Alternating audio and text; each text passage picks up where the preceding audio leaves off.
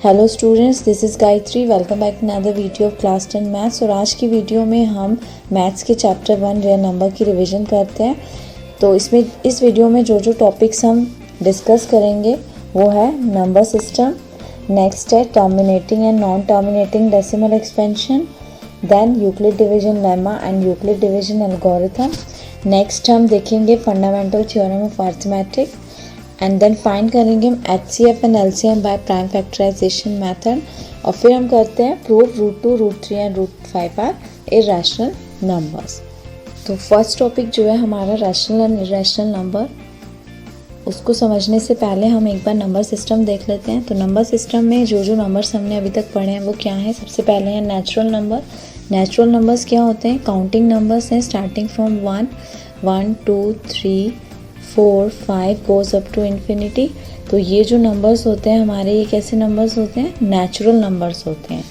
Then आते हैं हमारे होल नंबर्स की सीरीज़। अब होल नंबर्स क्या होते हैं? ज़ीरो जो है वो सबसे छोटा होल नंबर है, यानी स्मॉलेस्ट होल नंबर क्या है? ज़ीरो है। 0, 1, 2, 3 गोज़ अप टू इन्फिनिटी, ये हमारे क्या होते हैं?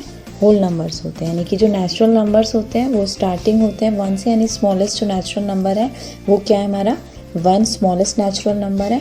और नेचुरल नंबर की सीरीज़ में अगर हम 0 ऐड कर देते हैं तो जो हमें सीरीज़ मिलती है वो होती है होल नंबर्स की। यानी जितने भी हमारे होल नंबर्स हैं उनमें जो सबसे छोटा होल नंबर्स है वो क्या है? 0 है। और हम ये भी बोल सकते हैं कि all natural numbers are whole numbers but all whole numbers are not natural numbers, क्योंकि 0 एक ऐसा नंबर है जो कि होल नंबर्स है बट होल नंबर्स की सीरीज़ में आता है बट नेचुरल नंबर नहीं है। नेक्स्ट है इंटीजर्स। अब नंबर लाइन पे जब हम नंबर्स को शो करते हैं, जैसे ये 0 हो गया हमारा, और राइट हैंड साइड पे हमारे जितने भी पॉजिटिव नंबर्स होते हैं उनको लेते हैं, और जो नेगेटिव नंबर होते हैं उनको हम लेफ्ट हैंड साइड पे लेते हैं। तो ये क्या होते हैं? हमारे इंटीजर्स होते हैं। यानी इंटीजर्स क्या हो गए? जहाँ पर हमारे नंबर लाइन पे जो हम पॉजिटिव और नेगेटिव नंबर्स को मिला के जो हमारी सीरीज़ बन रही है वो क्या हो गई? इंटीजर्स हो गए। नेक्स्ट हम आ जाते हैं रैशनल नंबर पे। अब रैशनल नंबर क्या होते हैं? जितने भी नंबर जिनको हम फ्रैक्शन की फॉर्म में लिख सकते हैं, यानी P/Q की फॉर्म में लिख सकते हैं, तो वो क्या होते हैं? रैशनल नंबर होते हैं। बट यहाँ पर हमें ध्यान रखना है कि जो Q है वो 0 के इक्वल नहीं होना चाहिए, यानी वो 0 नहीं होना चाहिए। जैसे कि हम एक कोई फ्रैक्शन लेते हैं 2/0, तो ये जो है वो एक रैशनल नंबर नहीं होगा। क्यों? क्योंकि यहाँ पर डिनोमिनेटर में क्या है? 0 है, तो डिनोमिनेटर हमारा 0 नहीं होना चाहिए। तो बाकी जितने भी फ्रैक्शन होते हैं वो सब क्या है? रैशनल नंबर है। नेक्स्ट है आपका इर्रेशनल नंबर। इर्रेशनल नंबर वो नंबर होते हैं जिनको हम P/Q की फॉर्म में नहीं लिख सकते, तो वो नंबर्स हमारे इर्रेशनल नंबर्स होते हैं। अब रियल नंबर्स क्या हैं? अब जितने भी हमने यहाँ पर नंबर्स देखे, natural number, whole number, integers, rational and irrational, इनको मिला के जो नंबर बनता है वो हमारा है रियल नंबर। तो यानी कि रियल नंबर जो है वो ग्रुप ऑफ नंबर है किसका? Natural numbers, whole number, integers, rational and irrational.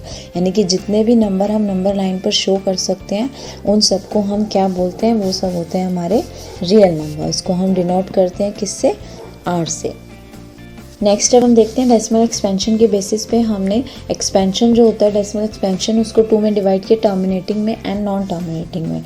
यानी कि अगर हम किसी भी नंबर को डिवाइड करते हैं और हमारा जो रिमाइंडर है वो 0 के इक्वल आ जाता है तो जो डेसिमल एक्सपेंशन होता है वो टर्मिनेटिंग टाइप का होता है। वहीं अगर हम किसी भी फ्रैक्शन को डिवाइड करते हैं और जो रिमाइंडर है वो 0 के इक्वल नहीं आता है तो जो हमारा डेसिमल एक्सपेंशन होता है वो कैसा होता है? नॉन टर्मिनेटिंग का होता है। वहीं नॉन टर्मिनेटिंग में भी हमने इसको 2 में डिवाइड किया है। अगर डेसिमल एक्सपेंशन जो है वो हमारा रिपीटिंग टाइप का आ रहा है तो उसको हम बोलते हैं नॉन टर्मिनेटिंग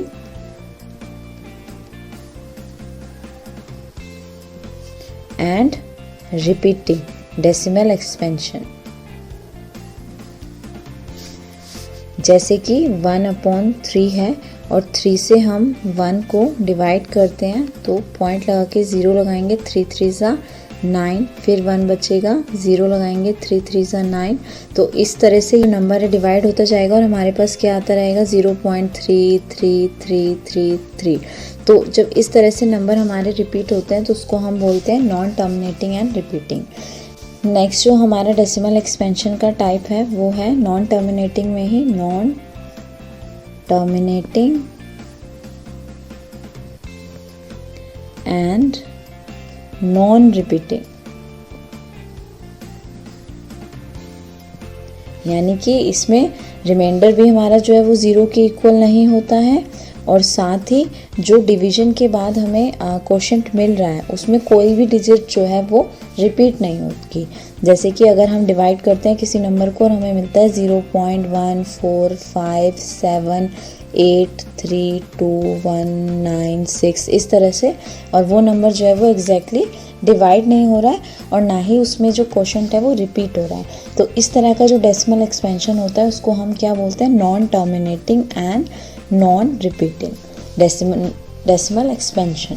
तो अब यहाँ पर हमने बात की टर्मिनेटिंग की एंड नॉन टर्मिनेटिंग की, और नॉन टर्मिनेटिंग को भी हमने 2 में डिवाइड किया, नॉन टर्मिनेटिंग एंड रिपीटिंग में and non terminating and non repeating में। अगेन हम देख लेते हैं, टर्मिनेटिंग वो फ्रैक्शन हो गए जो एग्जैक्टली डिविजिबल होते हैं, जैसे 2 से हम 5 को डिवाइड करते हैं, यानी कि हमें फ्रैक्शन दिया है 5/2, 2 2 ज़ा 4, 1 पॉइंट लगाएंगे 0, 2 5 ज़ा 10, तो यहाँ पर जो हमारा रिमाइंडर है वो कितना आ गया, 0 आ गया। तो इसलिए ये जो होगा ये कैसा होगा डेसिमल एक्सपेंशन इसका, टर्मिनेटिंग, क्योंकि रिमाइंडर 0 के इक्वल आ गया है। वहीं नॉन टर्मिनेटिंग में रिमाइंडर 0 के इक्वल नहीं आता है, तो उसमें भी हमने दोनों टाइप देखे, नॉन टर्मिनेटिंग एंड रिपीटिंग कौन सा हो गया, जिसमें डेसिमल एक्सपेंशन जो है वो रिपीट हो रहा है, यानी बार बार एक ही जैसा नंबर हमें मिल रहा है। और non terminating and non repeating में क्या हो गया कि जो हमारा रिमाइंडर है वो भी 0 के इक्वल नहीं होता है, और साथ ही जो हमें एक्सपेंशन मिल रही है वो कैसी है, नॉन रिपीटिंग है, यानी कि कोई भी जो नंबर्स है वो रिपीट नहीं हो रहा है, तो उसको हम क्या बोलेंगे, नॉन टर्मिनेटिंग एंड रिपीटिंग। अब ये वाले जो दोनों टाइप हो गए हमारे, जिसमें कि जो हमारा रिमाइंडर है वो 0 के इक्वल आ रहा है और 0 के इक्वल नहीं आ रहा है बट रिपीटिंग टाइप का है, तो ये जो दोनों टाइप होते हैं ये आते हैं हमारे रैशनल नंबर्स में। तो ये कैसे नंबर्स होते हैं, रैशनल नंबर होते हैं। और वहीं हमारा ये जो non terminating and non repeating है ये होता है हमारा इरैशनल नंबर। तो ये हमने यहाँ पर डेसिमल एक्सपेंशन के बेसिस पे देखा कि कैसे हम उनको बता सकते हैं डेसिमल एक्सपेंशन को देखकर कि वो रैशनल नंबर है या फिर इरैशनल नंबर है। नेक्स्ट टॉपिक पे आते हैं। अब हम नेक्स्ट है हमारा थ्योरम 1.1 यूक्लिड डिवीजन लेमा। तो अब ये जो थ्योरम है यूक्लिड डिवीजन लेमा, इसमें जो यूक्लिड है वो ग्रीक मैथमेटिशियन थे, उनका नाम है यूक्लिड। डिवीजन जो होता है वो डिवाइड का जो प्रोसेस है उसको हम बोलते हैं डिवीजन। एंड लेमा, अब लेमा क्या होती है, लेमा जो है वो प्रूवन स्टेटमेंट, यानी कि ऐसी स्टेटमेंट जो कि पहले से ही प्रूव हो चुकी है, और उस स्टेटमेंट का यूज़ जब हम दूसरी स्टेटमेंट को प्रूव करने के लिए बोलते हैं तो उसको हम, जब दूसरी स्टेटमेंट को प्रूव करने के लिए हम उसको यूज़ करते हैं तो उसको हम बोलते हैं लेमा। तो अब ये यूक्लिड डिवीजन लेमा में हमें क्या दिया हुआ है, given positive integer a and b there exist unique integer q and r satisfying a is equal to bq plus r where r is greater than and equal to 0 but less than b। तो Euclid division lemma की जो statement है उसके accordingly हमें क्या बोला जा रहा है कि अगर हमारे पास दो इंटीजर्स हैं a एंड b, तो और दोनों ही क्या है, पॉजिटिव इंटीजर्स हैं, तो वहाँ पर q एंड r जो है वो इस तरह के इंटीजर्स हैं जो इस स्टेटमेंट को सेटिस्फाई करते हैं, यानी कि a is equal to B Q plus R को सेटिस्फाई करते हैं। और साथ ही हमें दिया हुआ है कि जो r होता है वो greater than and equal to 0 होता है बट लेस दैन b होता है। अब इसको समझने के लिए हम एग्जांपल लेते हैं। जैसे हम डिवाइड करते हैं किसी भी नंबर को, जैसे हम 5 को डिवाइड कर रहे हैं 2 से, तो 2 2 ज़ा कितना होता है 4, 5 में से 4 माइनस करेंगे तो कितना आएगा 1। अब ये जो 2 होता है ये हमारा क्या होता है, कोशेंट होता है, इसको हम क्या बोलते हैं, कोशेंट बोलते हैं। और 1 क्या है हमारे पास यहाँ पर, रिमाइंडर है। और 5 जो हो गया वो हमारा डिविडेंड है, यानी जिसको हम डिवाइड कर रहे हैं वो है डिविडेंड। और 2 जो है वो डिवाइसर है, यानी कि जिससे हम डिवाइड कर रहे हैं वो हमारा डिवाइसर है। अब जब हम डिवीजन की चेक करते थे डिवीजन को कि वो राइट है या रॉन्ग है, तो हम क्या फॉर्मूला यूज़ करते थे कि जो डिविडेंड इक्वल होता है डिवाइज़र को मल्टीप्लाई कर दो किससे, कोशेंट से, और उसमें ऐड कर दो रिमाइंडर, तो हमारा क्या आ जाएगा, वो इक्वल आ जाएगा डिविडेंड के। जैसे कि यहाँ पर हमारा जो डिवाइज़र है वो कितना है 2, इसको मल्टीप्लाई कर दो किससे, कोशेंट से यानी कि 2 से, और प्लस कर दो उसमें रिमाइंडर यानी 1, तो कितना आ जाएगा 2 2 ज़ा 4 प्लस 1 इक्वल टू 5। तो ये हमारा जो डिविडेंड है उसके इक्वल आ गया, यानी डिविडेंड क्या था हमारा 5 था, उसके इक्वल आ गया। तो ये ही हमारी क्या है, यूक्लिड डिवीजन लेमा है, यानी कि जो डिविडेंड होता है वो इक्वल होता है divisor into quotient plus remainder के। अब यहाँ पर जो ए है वो क्या है, ए है हमारा डिविडेंड, बी क्या हो गया हमारा डिवाइजर, क्यू कोशेंट है और आर रिमाइंडर है। और ए और बी दोनों ही क्या हैं, पॉजिटिव इंटीजर्स हैं, और क्यू एंड आर भी क्या है, यूनिक इंटीजर्स हैं। क्यों यूनिक है, क्योंकि वहाँ पर कंडीशन है कि जो हमारा रिमाइंडर होता है, अब जैसे हमने यहाँ पे डिवाइड किया तो रिमाइंडर कितना आया हमारे पास, 1 आया। तो ये जो 1 है ये हमेशा डिवाइजर से छोटा होता है, यानी जो रिमाइंडर है वो हमेशा डिवाइजर से छोटा ही होगा, बड़ा नहीं हो सकता। और साथ ही क्या होगा, 0 से ग्रेटर होगा या 0 के इक्वल भी हो सकता है, यानी अगर एग्जैक्टली डिविजिबल हो जाता तो वहाँ पर किसके इक्वल आ जाता, रिमाइंडर 0 के इक्वल आ जाता है। यानी कि अगर हम 2 से 4 को डिवाइड करते हैं, 2 2 ज़ा 4, तो वहाँ पर हमारा रिमाइंडर कितना आ जाता, 0 आ जाता। तो यानी 0 के इक्वल भी आ सकता है या फिर डिवाइजर से वो छोटा आएगा। तो ये कंडीशन है, ये सेटिस्फाई होती है, और यही है हमारी क्या, यूक्लिड डिवीजन लेमा। नेक्स्ट अब हम आ जाते हैं यूक्लिड डिवीजन एल्गोरिथम पे। यूक्लिड डिवीजन एल्गोरिथम क्या है, जब हम यूक्लिड डिवीजन लेमा का यूज़ करते हैं एचसीएफ फाइंड करने के लिए, यानी कि कोई भी 2 पॉजिटिव इंटीजर्स हैं और उनका हमें एचसीएफ फाइंड करना है यूक्लिड डिवीजन लेमा का यूज़ करके, तो वो क्या है, हमारी यूक्लिड डिवीजन एल्गोरिथम है।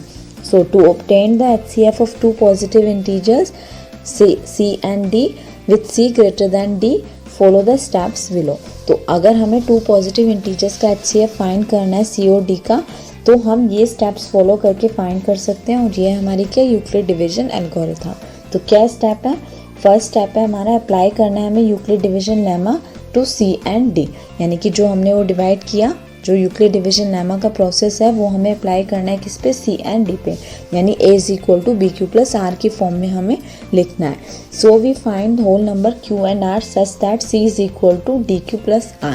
अब वहाँ पर हमारे जो 2 पॉजिटिव नंबर्स थे वो A एंड B हमने लिए थे, तो हमारी स्टेटमेंट थी A is equal to BQ plus R। But यहाँ पर जो हमारे नंबर्स हैं वो हमने क्या लिए हैं, C एंड D लिए हैं, जिसमें कि जो C है वो ग्रेटर है D से, यानी कि C जो है वो हमारा डिविडेंड है और D जो है वो हमारा डिवाइजर है। तो जो हमारी स्टेटमेंट होगी वो क्या होगी, C is equal to DQ plus R। तो हमें इस स्टेटमेंट के फॉर्म में वहाँ पर लाना है, और साथ ही जो हमारा R है वो greater than and equal to 0 होगा बट लेस दैन D होगा। नेक्स्ट स्टेप क्या फॉलो करना है, R इक्वल टू 0, अगर हमारा R जो है वो 0 के इक्वल आ जाता है, यानी रिमाइंडर जो है वो 0 के इक्वल आ जाता है, तो जो HCF होगा C एंड D का वो क्या होगा, D जो होगा वो HCF होगा, यानी कि जो हमारा डिवाइजर है वो क्या होगा, उस नंबर का HCF होगा जब हमारा रिमाइंडर 0 के इक्वल आ गया है। और अगर 0 के इक्वल नहीं आया है तो हमें अगेन जो है वो डिवीजन लेमा को यूज़ करना है किस पे, D एंड R पे, यानी जो हमारा डिवाइजर है और रिमाइंडर है उस पर हमें अगेन जो है वो यूक्लिड डिवीजन लेमा का यूज़ करना है और हमें दोबारा से उसको डिवाइड करना है। स्टेप 3 क्या है, इस प्रोसेस को तब तक कंटिन्यू करना है हमें जब तक कि हमारा जो रिमाइंडर है वो 0 के इक्वल नहीं आ जाता। अब इसको समझने के लिए एग्जांपल देखते हैं। सपोज हमें 2 नंबर्स दिए हैं 2 एंड 4 और इनका हमें HCF फाइंड करना है, तो हम क्या करेंगे, 2 को 4 से डिवाइड करेंगे, 2 2 ज़ा 4, ये एग्जैक्टली डिविजिबल है, रिमाइंडर हमारा क्या आ गया, 0 के इक्वल आ गया। अब इसको जब हम स्टेटमेंट की फॉर्म में लिखेंगे C is equal to DQ plus R की फॉर्म में, या डिविडेंड इक्वल टू, डिविडेंड क्या है हमारा 4 है, 4 equal to divisor into quotient, यानी 2 इंटू 2 प्लस रिमाइंडर कितना है, 0 है। तो हमने यहाँ पे इस फॉर्म में इसको लिख दिया, और यहाँ पर जो हमारा रिमाइंडर है क्योंकि वो 0 आ गया है तो HCF क्या होगा, जिससे हमने डिवाइड किया, यानी जो D था हमारा वो HCF होगा, यानी इस नंबर का, ये जो दोनों नंबर है 2 एंड 4, इनका HCF कितना आ गया, 2 आ गया। वहीं अगर हम 2 नंबर्स इस तरह से लेते हैं 25 एंड 120 और इनका हमें HCF फाइंड करना है। फर्स्ट स्टेप क्या है हमारा, हमें डिवाइड करना है, तो हम ये डिवाइज़र हो गया एंड 120 यहाँ पर लेंगे, जो बड़ा नंबर है डिविडेंड लेंगे और जो स्मॉलेस्ट नंबर है उसको हम डिवाइज़र लेंगे। अब 25 से 120 जो है वो एग्जैक्टली डिविजिबल नहीं है। 25 से 120 को हम डिवाइड करेंगे, 4 पे जाएगा 100, माइनस करेंगे 20। तो हमारा जो फर्स्ट स्टेप था उसमें हमारा रिमाइंडर 0 के इक्वल नहीं आया, और इसको हम लिखेंगे कैसे। हमारा डिविडेंड जो है 120 वो इक्वल होगा डिवाइज़र यानी 25 इंटू कोशेंट यानी 4 प्लस रिमाइंडर यानी कि 2। तो अब जब हमारा रिमाइंडर 0 के इक्वल नहीं आया तो हमें सेकंड स्टेप क्या बोला है, अगर रिमाइंडर जो है वो 0 के इक्वल नहीं आता है तो हमें क्या अप्लाई करना है, डिवीजन लेमा अप्लाई करना है किस पे, डी और आर पे। यानी ये डी है हमारा और ये आर है, इस पे हमें अगेन यूक्लिड डिवीजन लेमा जो है वो अप्लाई करना है। तो कैसे अप्लाई करेंगे, 20 जो हमारा रिमाइंडर है वो हमारा डिवाइज़र हो जाएगा और जो ये डिवाइज़र है ये हमारा डिविडेंड हो जाएगा। और फिर अगेन हम इसको डिवाइड करेंगे, 21 वन ज़ा 20, 20 वन ज़ा 20 और हमारे पास इसको माइनस करेंगे तो कितना आ गया 5। तो अब हमारा जो डिविडेंड है वो कितना है 25, डिवाइज़र कितना है 20, कोशेंट कितना आया है 1 प्लस रिमाइंडर है हमारा 5, ये आ गया।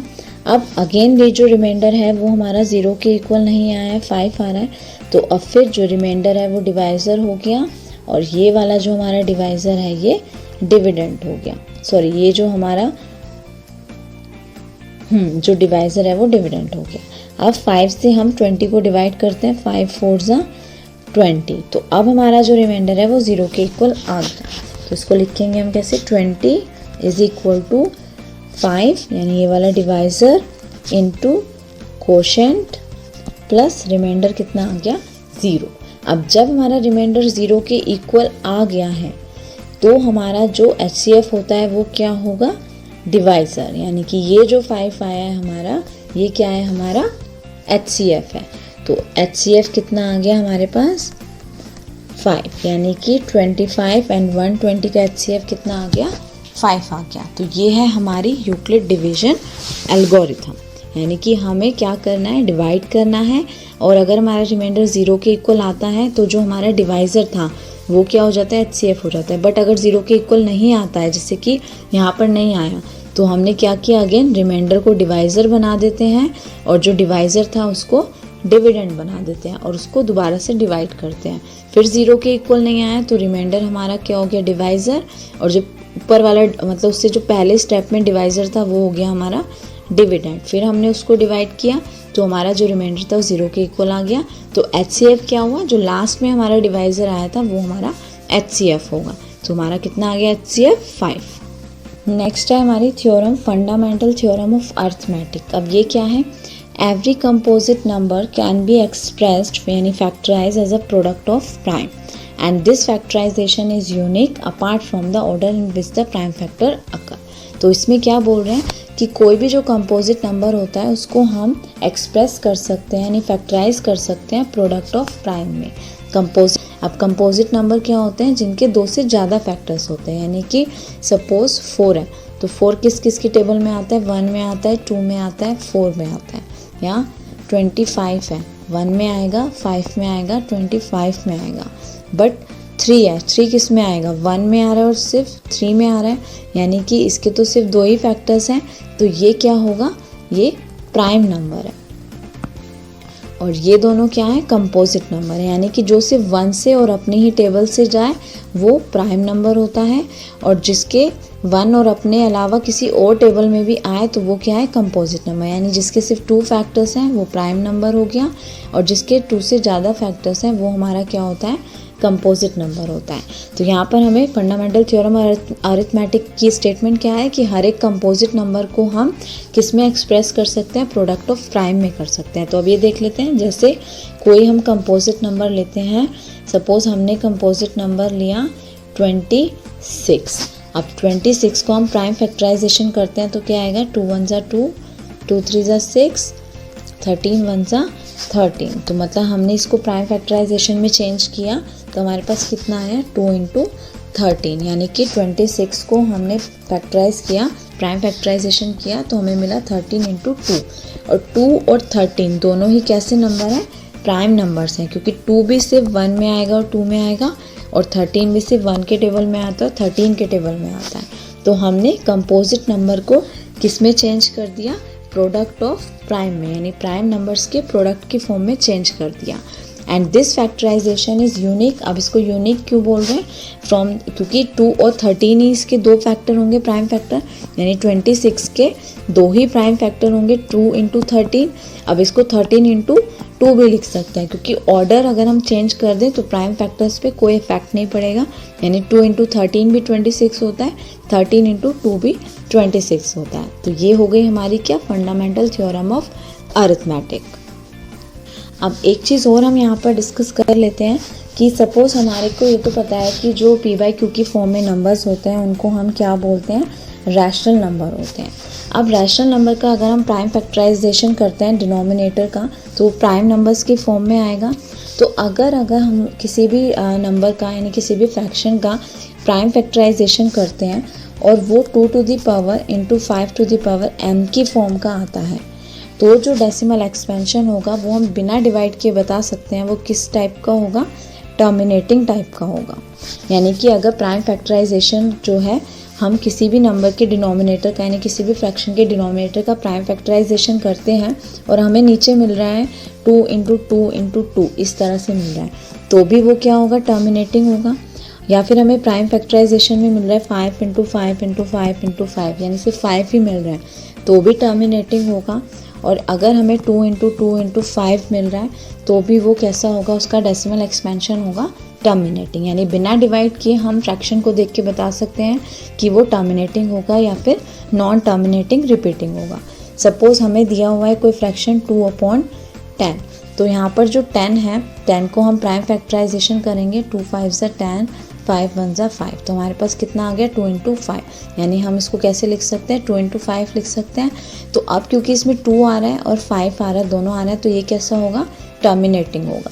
वहीं अगर हमारा नंबर होता 2/9, तो 9 के अगर हम प्राइम फैक्टराइजेशन करते हैं तो 9 के प्राइम फैक्टराइजेशन क्या होंगे, 3 × 3 = 9, 3 × 1 = 3, तो हम इसको क्या लिख सकते हैं, 2/3 × 3। तो अब ना तो यहाँ पर हमें 2 मिल रहा है, ना 5 मिल रहा है, ना 2 और 5 दोनों है, हमें क्या मिल रहा है, कोई और ही नंबर मिल रहा है, यानी 3 आ रहा है। तो ये जो नंबर होगा वो कैसा होगा, non terminating and repeating type का। तो यानी इस नंबर का जो डेसिमल एक्सपेंशन होगा वो कैसा होगा, नॉन टर्मिनेटिंग एंड रिपीटिंग। तो यानी कि अगर हमें कोई भी नंबर्स दिए हुए हैं और उनका हमें बिना डिवाइड किए बताना है कि वो किस टाइप का होगा, टर्मिनेटिंग होगा या नॉन टर्मिनेटिंग रिपीटिंग होगा, तो हमें क्या करना है, जो डिनोमिनेटर है उसको प्राइम फैक्टराइज करना है और उसमें हमें देख के बताना है कि वो किस टाइप का होगा। जैसे सपोज़ हमें एक और नंबर दिया हुआ है 12/225, तो 225 को हम फैक्टराइज करेंगे तो हमारे पास क्या आएगा, 5 से करेंगे हम इसको, 5 × 4 = 20, 5 × 5 = 25, अगेन 5 से करेंगे, 5 × 9 = 45, 3 × 3 = 9, 3 × 1 = 3। तो हमारे पास प्राइम फैक्टराइजेशन करके क्या आया, ऊपर तो 12 है न्यूमरेटर, डिनोमिनेटर में आया 5², यानी 5 2 टाइम्स है, तो हम इसको लिख सकते हैं 5² × 3²। तो यहाँ पर 5 तो है बट दूसरा नंबर एक 3 भी है, तो इसीलिए अब यहाँ पे 5 के साथ 3 आ गया, तो ये कैसा होगा, नॉन टर्मिनेटिंग एंड रिपीटिंग। तो इसका जो डेसिमल एक्सपेंशन होगा वो नॉन टर्मिनेटिंग रिपीटिंग टाइप का होगा। वहीं अगर हमारा नंबर होता है 12/16, तो 16 के हम प्राइम फैक्टराइजेशन करेंगे, 2 × 8 = 16, 2 × 4 = 8, 2 × 2 = 4, 2 × 1 = 2, तो हमारे पास क्या आया, 12/2⁴। तो यहाँ पर क्योंकि 2⁴ आ रहा है, यानी 2⁴n की फॉर्म का आ गया, तो इसलिए इसका डेसिमल एक्सपेंशन कैसा होगा, टर्मिनेटिंग होगा, क्योंकि यहाँ पर 2 आ गया। तो ये तो बात हो गई डेसिमल एक्सपेंशन को हमें बिना डिवाइड के बताना है कि जो डेसिमल एक्सपेंशन है वो टर्मिनेटिंग है, नॉन टर्मिनेटिंग टाइप का है।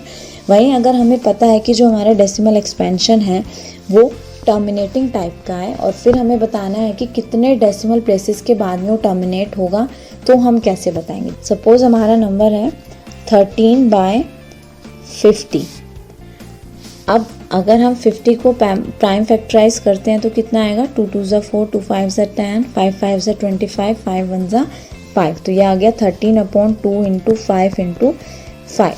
अब हमें बिना डिवाइड किए बताना है कि कितने डेसिमल प्लेसेस के बाद में जो ये नंबर है टर्मिनेट हो जाएगा। तो ये तो पता चल गया टर्मिनेटिंग टाइप का है, क्योंकि 2 to the power n into 5 to the power n की फॉर्म का है। तो अब हमें इसकी डेसिमल वैल्यू निकालनी है, वो भी बिना डिवाइड किए। तो हम कैसे निकालेंगे, 13। अब यहाँ पर देखो 2 कितना है, 1 है, और 5 कितने हैं, 2 हैं। तो हम क्या करेंगे, हम 2 के भी पेयर बना लेंगे, क्योंकि 5 यहाँ पे 2 टाइम्स है। तो हमें क्या करना होता है, डिनोमिनेटर को 10 या 10 की पावर्स में चेंज करना है, यानी तो मैं 10 या फिर 100 या फिर 1000 मिल जाए डिनोमिनेटर में। तो एक 2 तो है यहाँ पर, और एक 2 हम अगर और ले लेते हैं तो हमारे डिनोमिनेटर में क्या हो जाएगा, जो पावर्स हैं वो सेम हो जाएंगी। यानी कि 2 इंटू 5 इंटू 5 में अगर हम एक और 2 की मल्टीप्लाई कर दें डिनोमिनेटर में, तो हमें न्यूमिनेटर में भी 2 लिखना पड़ेगा। और बट हमारा जो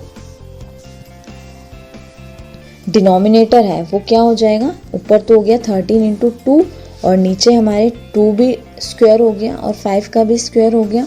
और इसको हम कैसे लिख सकते हैं, 13 2 ज़ा 26/2 इंटू 5 ब्रैकेट में लिख के स्क्वायर, इस तरह से हम उसको लिख सकते हैं। तो हमारे पास आ गया 26/2 5 सा 10, 10 का स्क्वायर, तो ये हो गया 26/100। अब ये जो 26/100 है, इसमें नीचे अब हमें 100 मिल गया, यानी 10 या 10 की पावर का नंबर मिल गया। तो हमने इसको कैसे चेंज किया, यहाँ पर एक 2 था और 2 हमारे पास 5 थे, तो एक और 2 हम यहाँ पर ले आए, तो हमारे पास 10 के 2 पेयर बन जाएंगे, 2 5 ज़ा 10, 2 5 ज़ा 10। अब जितने नंबर को हम डिनोमिनेटर में ऐड करेंगे उतने ही नंबर हमें न्यूमिनेटर में भी ऐड करने होते हैं। यानी हमने एक 2 अगर डिनोमिनेटर में ऐड किया तो हमने न्यूमिनेटर में भी एक 2 लेना पड़ेगा। तो हमारे पास नंबर हो गया, ऊपर हो गया 13 इंटू 2, और नीचे कितना हो गया, 2 का भी स्क्वायर हो गया और 5 का भी स्क्वायर हो गया। तो हमें मिल गया 2 इंटू 5 का होल स्क्वायर। तो यहाँ से हमारे पास क्या आ गया, 26/100 आ गया। अब नीचे क्योंकि 2 0 हैं तो पीछे से 2 पॉइंट्स देखने के बाद हम यहाँ पर डेसिमल लगा देते हैं। तो हमारे पास क्या आ गया, 0.26, यानी कि 2 डेसिमल प्लेसेस के बाद में ये जो नंबर था हमारा 13/50, ये क्या हो जाएगा, टर्मिनेट हो जाएगा। नेक्स्ट अब हम देखते हैं HCF and LCM by prime factorisation method. तो इसके लिए हमने यहाँ पर 2 नंबर्स लिए हैं, 168 एंड 448। तो इन दोनों का ही हमें HCF एंड LCM फाइंड करते हैं बाय प्राइम फैक्टराइजेशन मेथड। तो 168 को पहले हम प्राइम फैक्टराइज कर लेते हैं, 2 से करेंगे इसको, 2 8 ज़ा 16, 2 4 ज़ा 8, अगेन 2 से करेंगे, 2 4 ज़ा 8, 2 2 ज़ा 4, 2 2 ज़ा 4, 2 1 ज़ा 2,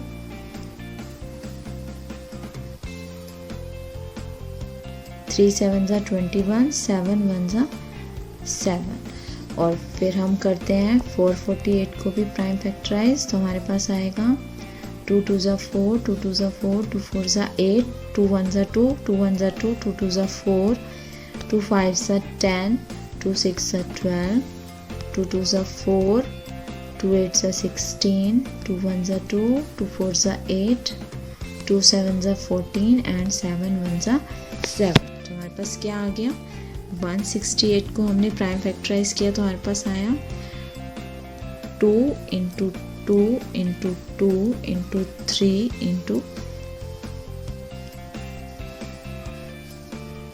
इंटू 7। वहीं हमने 448 को भी प्राइम फैक्टराइज किया तो हमारे पास कितना आया, 2 कितने टाइम्स है, 1 2 3 4 5 6, 2 आया हमारा 6 टाइम्स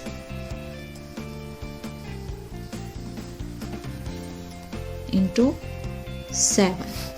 अब इसको हम ऐसे भी लिख सकते हैं, 2 क्यूब इंटू 3 इंटू 7,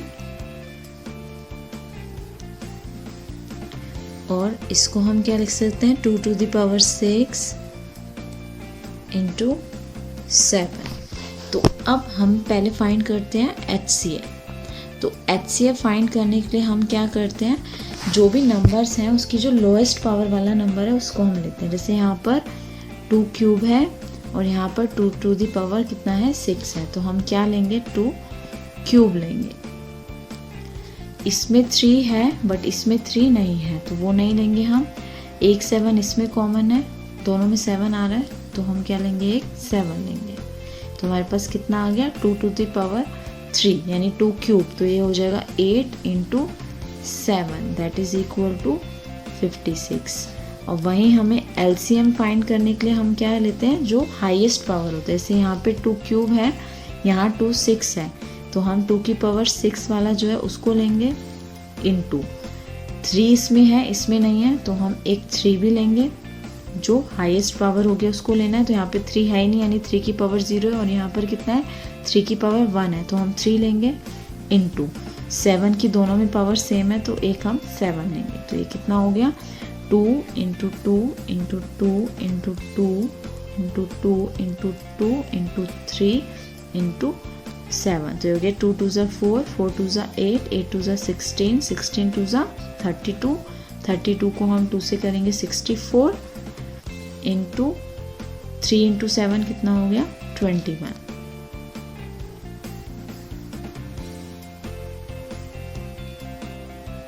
दोनों को मल्टीप्लाई कर देते हैं, यानी 64 को हम 21 से मल्टीप्लाई करेंगे। 1 4 ज़ा 4, 1 6 ज़ा 6, 2 4 ज़ा 8, 2 6 ज़ा 12, 4, ये तो हमारे पास कितना आ गया, 1344। तो ये हमारा क्या आ गया, एलसीएम आ गया, और 56 कितना आया हमारा एचसीएफ। तो यानी कि एलसीएम एंड एचसीएफ जब हमें प्राइम फैक्टराइजेशन से फाइंड करने हैं, तो एचसीएफ फाइंड करने के लिए जो कॉमन नंबर होता है उसकी जो लोएस्ट पावर है उसको हम लेके मल्टीप्लाई करते हैं, यानी उसका प्रोडक्ट निकालते हैं। और एलसीएम के लिए हम क्या करते हैं, जो हमारी हाईएस्ट पावर होती है उसको लेते हैं। जैसे इसमें 2 क्यूब था, इसमें 2 6 था, तो हमने हाईएस्ट पावर क्या ली, 2 की पावर 6 ली। 3 इसमें 1 है, इसमें 3 की पावर 0 है, तो हमने 3 की पावर 1 ली। यहाँ पर 7 कॉमन था दोनों में, और 7 की जो पावर थी 1 थी, तो इसलिए हम 7 हमने क्या लिया, 1 टाइम लिया। इन तीनों को हमने प्रोडक्ट किया, तो हमारे पास क्या आ गया, एलसीएम आ गया। तो ये तो हमने फाइंड किया HCF and LCM by prime factorisation method से। अब हम एक चीज़ और देख लेते हैं। एक फॉर्मूला होता है कि अगर हमें 2 नंबर्स दिए हुए हैं, तो उन दोनों नंबर्स का जो प्रोडक्ट होता है वो इक्वल होता है उनके एचसीएफ और एलसीएम के प्रोडक्ट के। यानी कि 2 नंबर्स का जब हमें एचसीएफ और एलसीएम निकालना है, तो वो दोनों नंबर्स का जो प्रोडक्ट होगा वो इक्वल होगा उन दोनों के एचसीएफ और एलसीएम के प्रोडक्ट के। सपोज 2 नंबर है हमारे पास, 2 and 14। इनका अगर हमें एलसीएम निकालना है, तो एलसीएम और एचसीएफ फाइंड करना।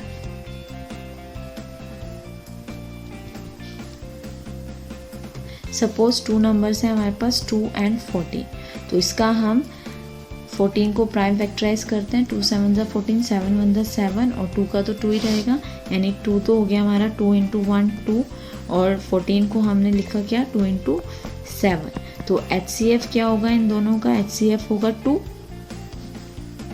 और एलसीएम कितना होगा इनका, 2 into 7 यानी कि 14। दोनों में 2 की हाईएस्ट पावर कितनी है, 1 है, तो हमने 2 लिया और एक हमने 7 लिया। तो एलसीएम कितना आ गया 14, और एचसीएफ कितना आया हमारा 2। तो अब ये जो 2 नंबर है वो 2 नंबर क्या है, ए एंड बी क्या है हमारे पास, 2 and 14। तो यानी 2 and 14 का जो प्रोडक्ट है वो इक्वल होगा इनके एचसीएफ एंड एलसीएम के। एचसीएफ कितना आया हमारे पास 2, और एलसीएम कितना आया है 14। तो दोनों तरफ ही हमारे पास क्या आ जाएगा, 28 इक्वल टू 28।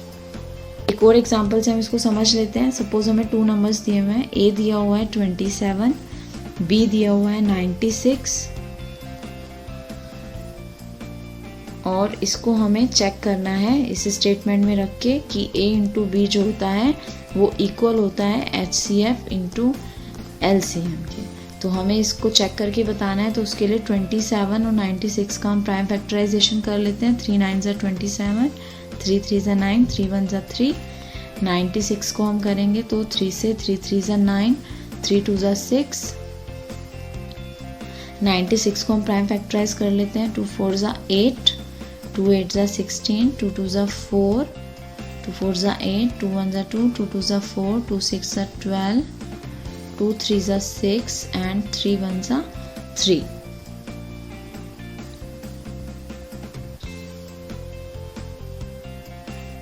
तो हमारे पास क्या आ गया, 27 को हमने किया प्राइम फैक्टराइज, तो हमारे पास आया 3 इंटू 3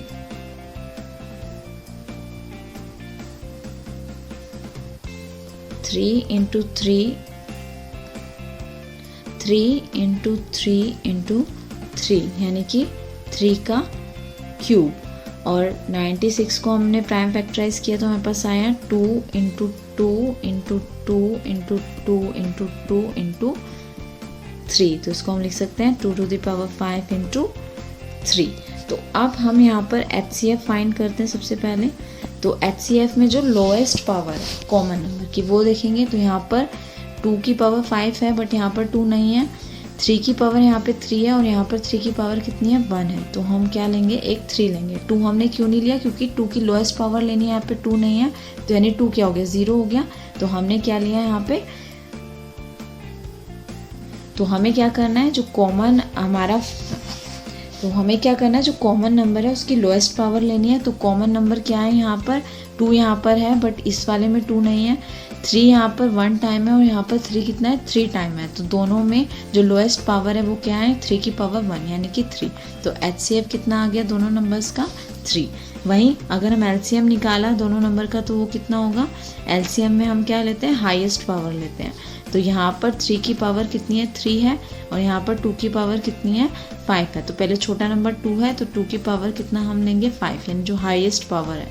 फिर 3 की पावर कितनी है, 3 और यहाँ पर कितनी है, 3 की पावर 1। तो हम क्या लेंगे, हाईएस्ट पावर 3 की पावर 3। तो हमारे पास कितना आ जाएगा, 2 को हम 5 टाइम मल्टीप्लाई करेंगे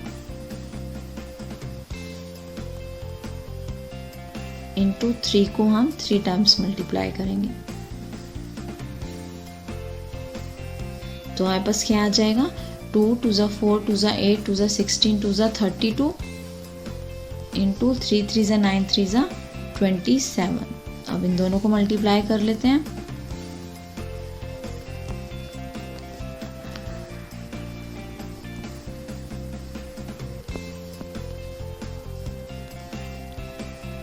तो ये आ गया 864। अब हमें चेक करना था कि A इंटू B जो है वो इक्वल होता है उन दोनों नंबर के HCF और LCM के प्रोडक्ट के इक्वल होता है। तो अब यहाँ पर हमारा A क्या था,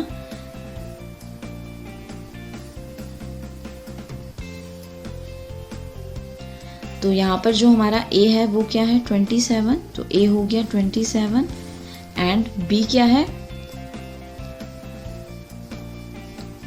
96, that is equal to HCF कितना आया हमारा 3 और LCM कितना आया है 864।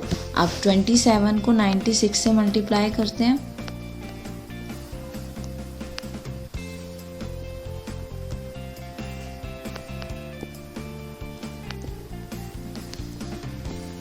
तो हमारे पास कितना आ गया, 2592 और 3 को हम 864 से मल्टीप्लाई करते हैं।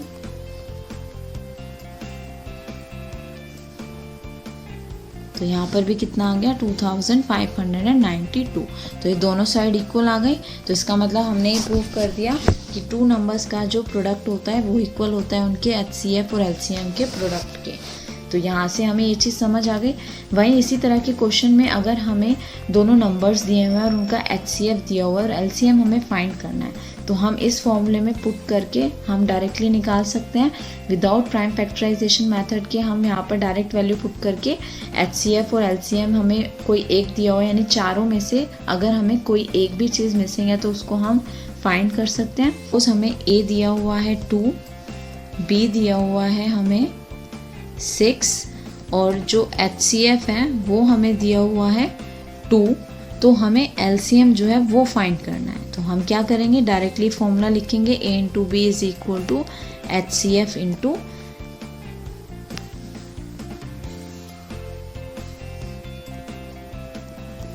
LCM।